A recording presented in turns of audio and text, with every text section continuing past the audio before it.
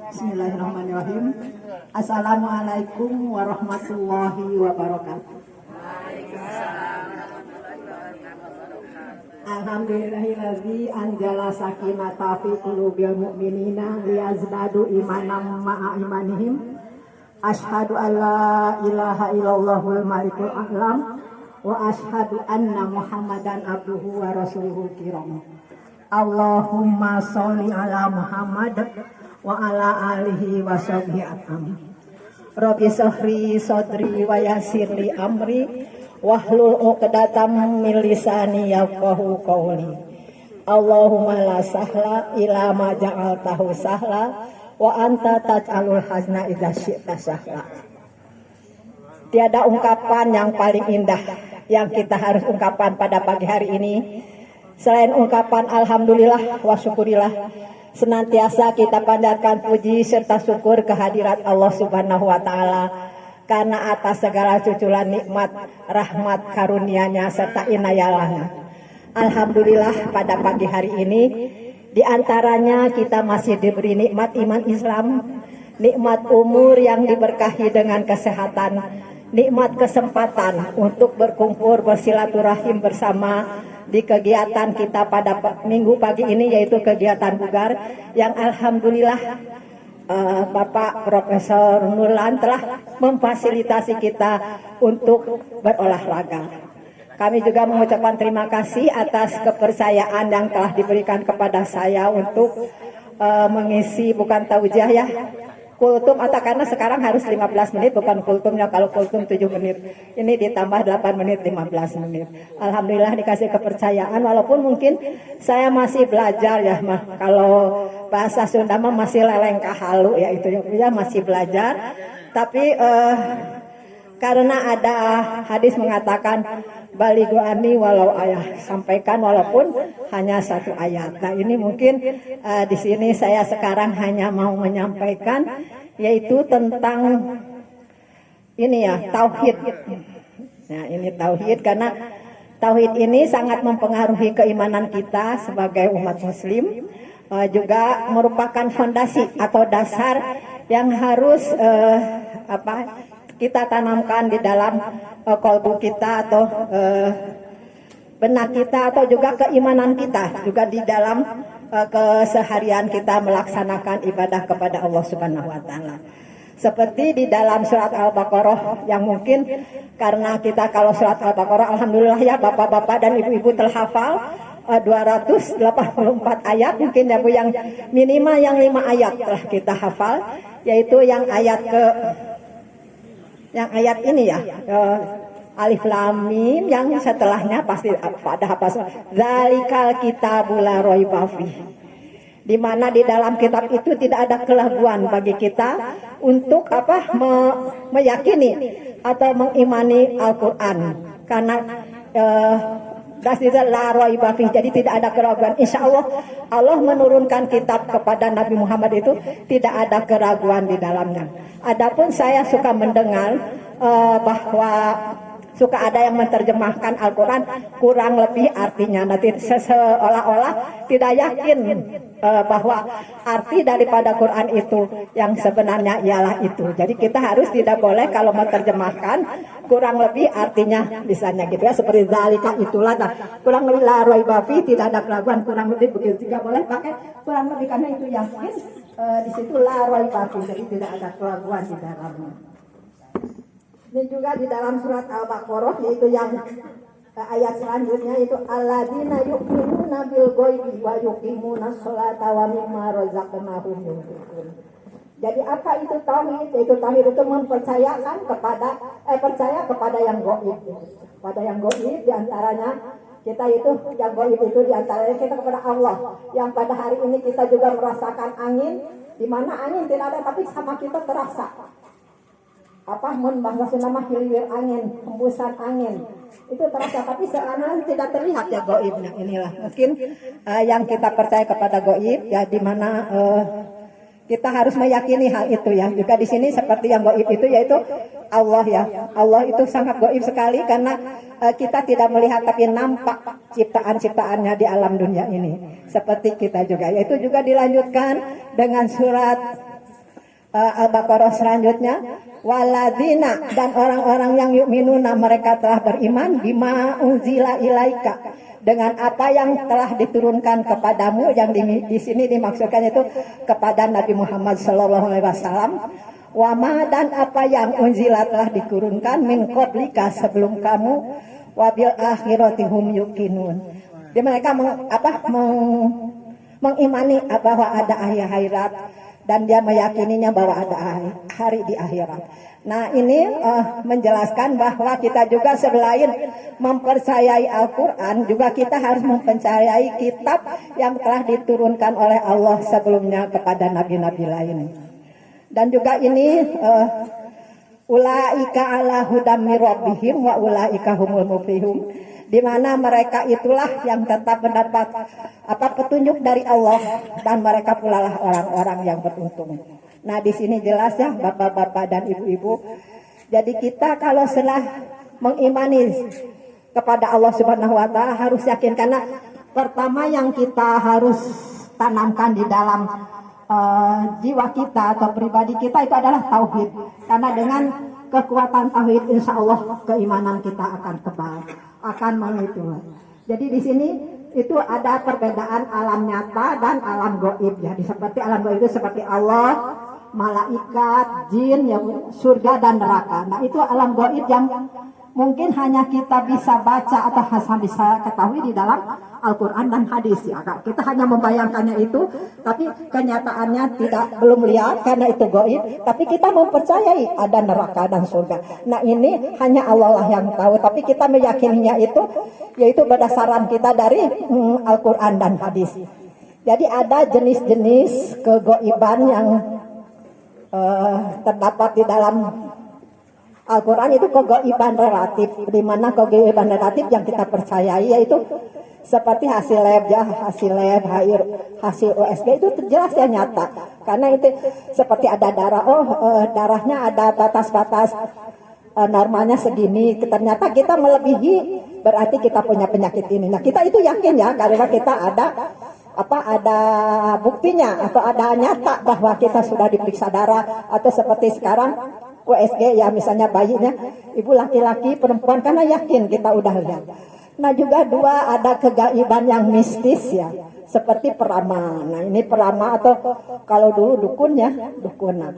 Nah, ini kita tidak boleh percaya, karena misalnya besok Bapak akan begini, nasib Bapak akan begitu, kalau kita berangkat hari Sabtu misalnya nanti gimana. Nah, itu suka ada yang begitu ya. Nah, nanti kita kalau zaman dulu kita kalau menikahkan anak, orang tua dulu tuh lahir anaknya hari apa misalnya, atau calon suaminya hari apa, nanti harus perayaannya atau akad nikahnya hari. Nah, itu suatu yang mensyirikan kita kepada Allah Subhanahu wa taala. Kita jangan meyakini kalau itu ya, jangan meyakini, karena itu musyrik, karena musyrik itu adalah dosa yang tidak diampuni oleh Allah Subhanahu wa taala.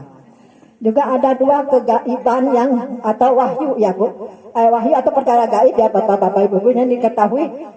Jadi jenis perkara itu melainkan hanya Allah semata, seperti terjadinya waktu hari kiamat.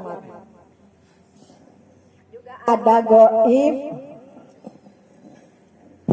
maaf ya, ada gaib yaitu ketika di dalam surat Al-Qaf ya, mungkin ini hanya artinya aja, yaitu ketika dua orang malaikat mencatat amal perbuatan kita.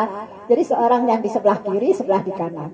Insya Allah kalau kita mentauhid itu ya, mentauhid bahwa kita itu ada yang mencatat di sini, insya Allah mungkin tidak akan ada korupsi, manipulasi atau mendolimi orang lain ya, tidak akan, kan yakin ini kita melangkah itu ada yang mencatat, walaupun kita hanya baru niat di dalam hati. Nah, itu kalau kita punya tauhid sampai sana, insya Allah di alam dunia ini tidak akan ada korupsi, tidak akan ada yang mendolimi, tidak akan ada, karena kita malah kasih salah. Oh, ini ada malaikat yang mencatat, walaupun kita hanya baru niat untuk kejelekan, udah mencatat. Keadilan Allah kalau kita udah meniat kebaikan, walaupun belum kita lakukan, pasti Allah telah mencatatnya. Nah itulah yang kelebihan Allah kepada kita, kasih sayang Allah kepada kita. Kita akan melakukan kebaikan itu telah dicatat, walaupun kita belum melakukannya, baru berniat di dalam hatinya. Itu yang kita harus, insya Allah, kalau kita tauhid itu melangkah kemanapun, ada dimanapun, kalau kita ingat bahwa di kiri kanan kita ada yang mencatat, insya Allah tidak akan ada orang-orang yang pasti semua jujur ya. Jujur, terutama jujur kepada diri sendiri. Karena sebenarnya membohongi orang lain itu bukan membohongi orang lain, membohongi diri sendiri kita ya. Betul nggak? Kalau kita resapi hal itu, kita membohongi diri sendiri, bukan membohongi orang lain, terutama membohongi Allah. Itu ya, karena kita udah yakin misalnya kelakuan kita itu jelek, tapi kita lakukan. Nah, itu yang mungkin ya. Terus kedua, di dalam surat Fussilat dulu itu ada Fussilat itu Fussilat ayat surat 41 ya, ayat 30. Sesungguhnya orang-orang yang mengatakan Tuhan kami ialah Allah dan mereka meneguhkan pendiriannya, maka malaikat akan turun kepada mereka dengan mengatakan, janganlah kamu takut dan janganlah kamu bersedih hati, bergembiralah karena Allah itu telah dijanjikan oleh Allah kepadamu itu adalah jannah. Ya seperti kita mengumpul begini ya, tolabul ilmi, ada di majlis yang bagus. Nah ini malaikat rahmat itu turun ke kita, mendampingi kita, mencatat. Allah itu menjanjikan sebagai hadis kalau di dalam tolabul ini itu yaitu jannah, surga.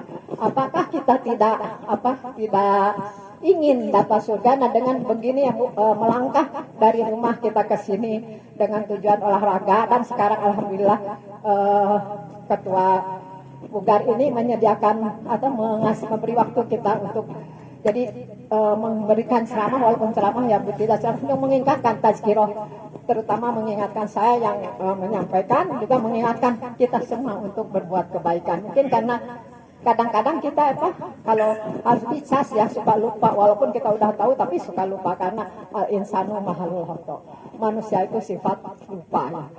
Nah ini tauhid itu juga satu, iman adalah kondisinya amal ya, kondisinya amal. Jadi tauhid juga bisa menjadi fondasi seluruh amal. Jadi fondasi tauhid itu juga, maka amal saleh yang dibangun kita itu akan kokoh dan tegar kalau tauhid kita kuat. Juga tauhid juga bisa menjadi penahanan dari perbuatan yang dosa ya. Nah ini jelas tadi sudah ya, kalau kita bertauhid kepada Allah, apa yang akan kita lakukan? Apabila kita mau melangkah kesalahan, pasti kalau tauhid kita kuat, pasti kita akan tidak melakukan hal yang itu. Seperti Nabi Yusuf alaihissalam dikisahkan di dalam Al-Quran, dia tuh sama Zulaiha ya, dulu dipanggil ke kamarnya. Dia tuh secara naluri fitrah mungkin lihat gadis cantik, perempuan cantik, apakah tidak timbul. Nah hanya dia pasti setan itu menggoda, tapi dia cepat ingat kepada Allah. Jadi dia tidak melakukan apa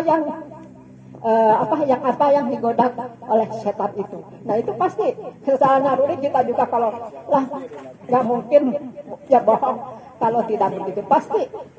Nah karena ini udah jelas ya, udah jelas contoh tentang Nabi Yusuf. Nah itu mungkin ya. Jadi sebenarnya setan itu ada di mana-mana ya, setan akan menggoda kita. Nah di sini kita ada ada tip apalagi sekarang di bulan Zulqa'dah, yang mana bulan yang diharamkan oleh Allah ya, yang 4 bulan ya, Zulqa'dah, Zulhijjah, Muharram dan Rajab. Nah sekarang di dalam bulan Zulhijjah dan di awal tanggal 1 sampai 10 itu amalan yang pahalanya itu sama dengan jihad, di mana jihad kita memberikan semua harta kita sampai habis, kita serah, kita tidak kembali pulang dengan keadaan wafat.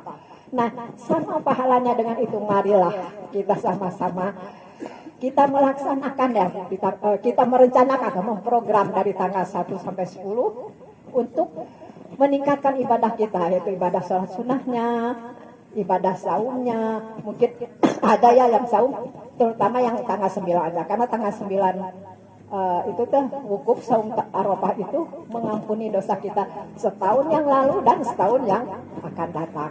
Nah seandainya kita katanya melaksanakan saum memang tidak sama ya akidah dari seseorang, karena kalau fikih ada yang 9 hari, ada yang hanya tanggal 9. Tapi seandainya kita mau melaksanakan ibadah bisa saum Daud ya, misalnya Kamis tanggal 1, terus tanggal 2 tidak, tanggal 3 saum lagi, tanggal 4 tidak, tanggal 5 saum lagi, tanggal 6 tidak, tanggal 7 saum lagi, tanggal 9 saum. Nah itu mungkin udah ini ya. Juga kita dengan banyak silaturahmi begini, juga dengan banyak sedekah, doa, dan terakhir adalah berkurban. Nah kita juga seandainya kita udah berniat berkurban, insya Allah Allah akan memberi rezeki kita ya, memberi rezeki kita untuk berkurban. Nah ini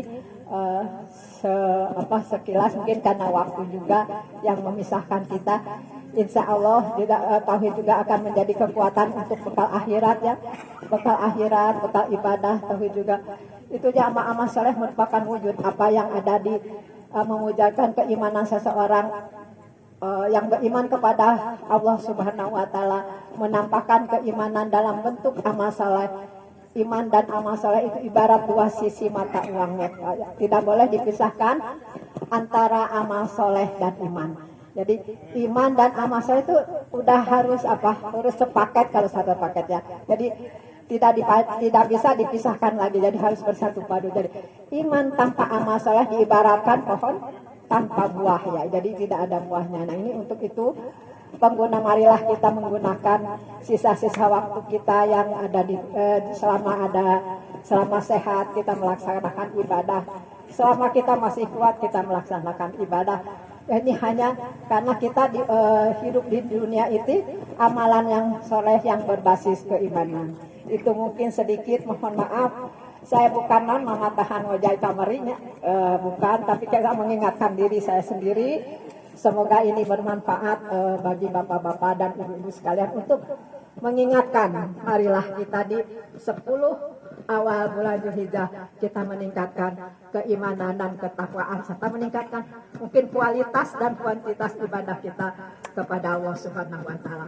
Mohon maaf yang benar datangnya dari Allah, yang salah karena ilmu yang mana yang sedikit yang saya miliki. Semoga Allah mengampuni saya seandainya ada kesalahan. Marilah kita tutup dengan kafaratul masjid. Majlis subhanaka Allahumma wa bihamdika asyhadu alla ilaha illa anta astaghfiruka wa atubu ilaik. Billahi fisabilil haq. Wassalamualaikum warahmatullahi wabarakatuh.